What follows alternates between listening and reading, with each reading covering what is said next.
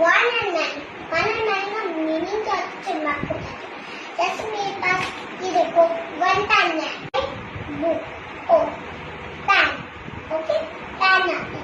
कि मेरे पास बुक हो ना या टू हो या थ्री हो, इसका मतलब होता है पेन। क्या होता है पेन। और जैसे मेरे पास हो बुक बुक, हमारे पास टू हो फिर भी बुक्स ही आएगा।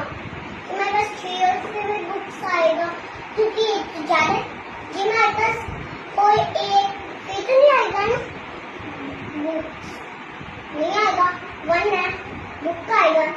इसके लिए थैंक्स।